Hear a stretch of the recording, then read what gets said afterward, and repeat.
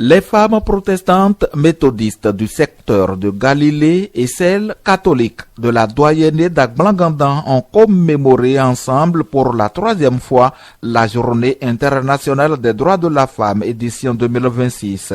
Les manifestations entrant dans ce cadre ont démarré par une caravane qui a pris corps depuis le carrefour Pécadis pour échouer ici, dans l'enceinte de la paroisse catholique Saint-Paul de la Marina de Pécadis.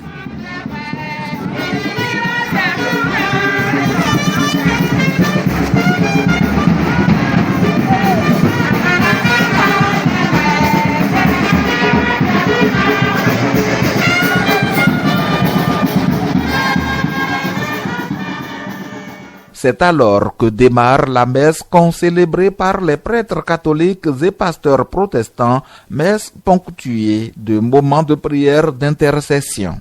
Les fidèles ont à l'occasion présenté leurs offrandes à Dieu en action de grâce, un geste de reconnaissance de ses bienfaits.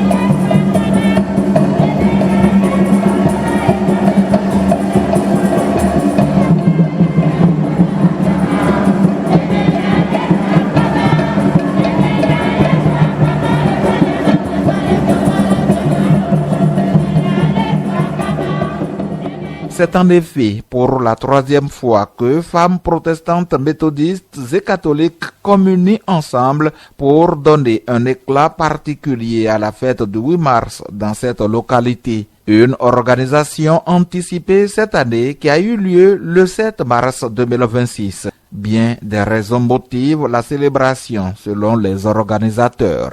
Disons cette célébration de la Journée internationale de la femme, de la manière ou bien de la façon œcuménique est arrivée comme ça. Sinon, nous avons l'habitude de nous réunir pour la semaine de l'unité des chrétiens, ce qui s'observe dans la 2e quinzaine du mois de janvier, c'est-à-dire du 18 janvier au 25. C'est ça là que nous avons l'habitude de faire en œcuménisme.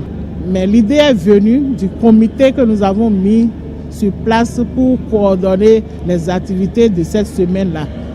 Et des deux côtés, nous sommes retrouvés avec les prêtres du doyenné d'Agblanganda et les pasteurs du secteur de Galilée.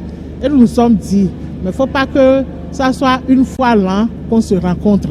Donc, nous allons réfléchir pour avoir d'autres événements, d'autres célébrations. C'est là où le 8 mars a été coopté comme une des célébrations.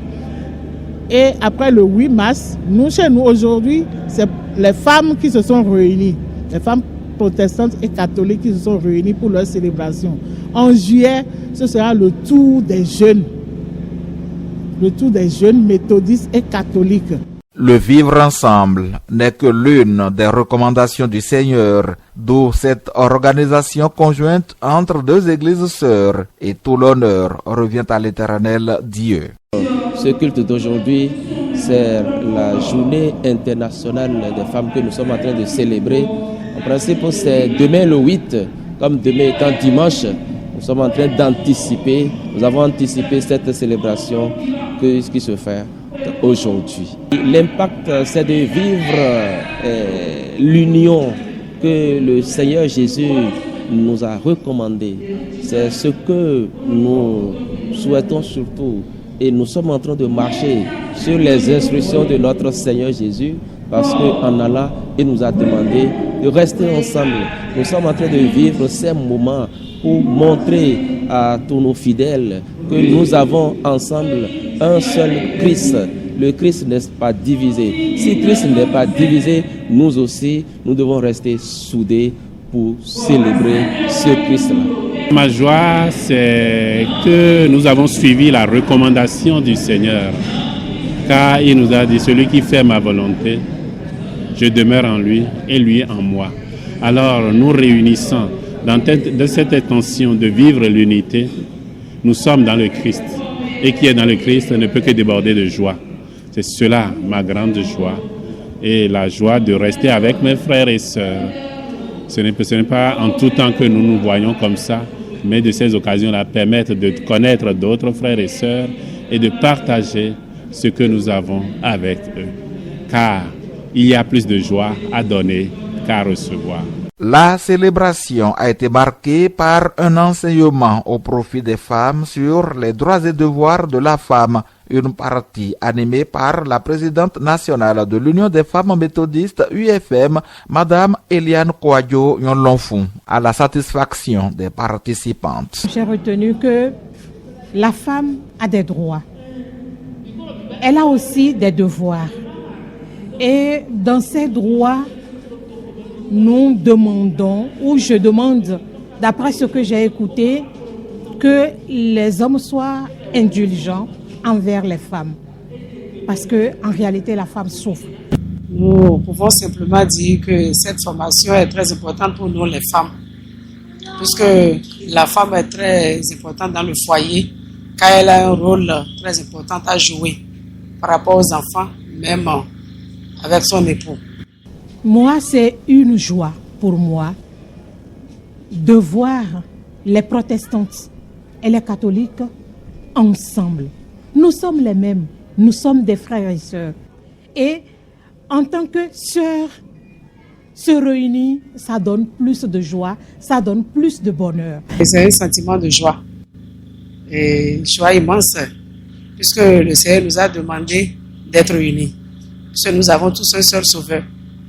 Et c'est grâce à son nom qu'on s'est réunis ici aujourd'hui. Nous avons l'habitude de le faire. Il y a de cela 3 ans, on a commencé.